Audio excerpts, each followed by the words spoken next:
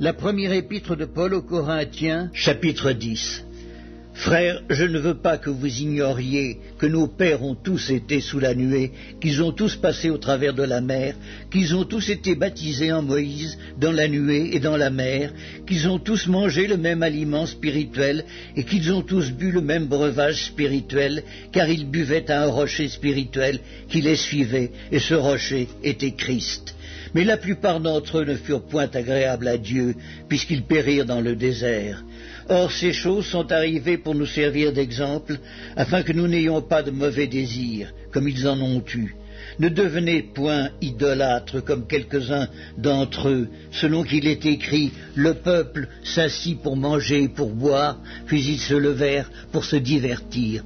Ne nous livrons point à l'impudicité, comme quelques-uns d'eux s'y livrèrent, de sorte qu'il en tomba 23 000 en un seul jour. Ne tentons point le Seigneur comme le tentèrent quelques-uns d'entre eux, qui périrent par les serpents. Ne murmurez point comme murmurèrent quelques-uns d'eux, qui périrent par l'exterminateur. Ces choses leur sont arrivées pour servir d'exemple, et elles ont été écrites pour notre instruction, à nous, qui sommes parvenus à la fin des siècles. Ainsi donc que celui qui croit être debout prenne garde de tomber.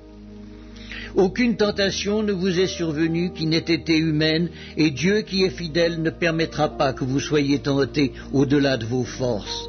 Mais avec la tentation, il préparera aussi le moyen d'en sortir, afin que vous puissiez la supporter.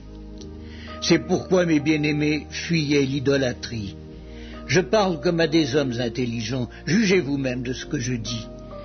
La coupe de bénédiction que nous bénissons n'est-elle pas la communion au sang de Christ? Le pain que nous rompons n'est-il pas la communion au corps de Christ? Puisqu'il y a un seul pain, nous qui sommes plusieurs, nous formons un seul corps, car nous participons tous à un même pain.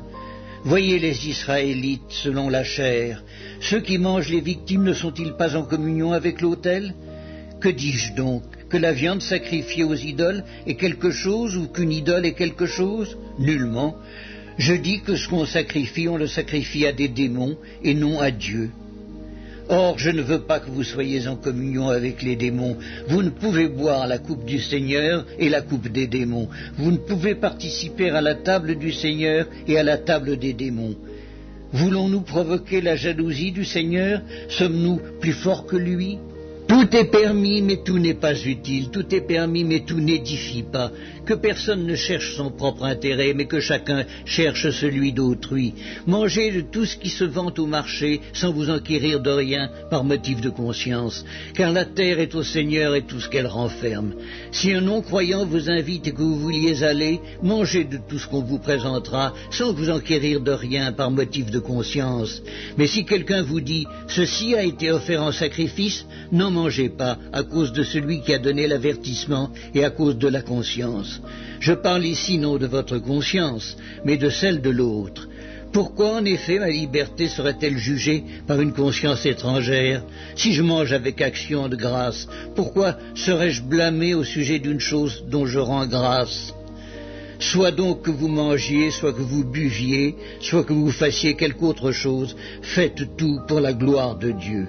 Ne soyez en scandale ni aux Juifs, ni aux Grecs, ni à l'Église de Dieu, de la même manière que moi aussi, je m'efforce en toutes choses de complaire à tous, cherchant non mon avantage, mais celui du plus grand nombre, afin qu'ils soient sauvés.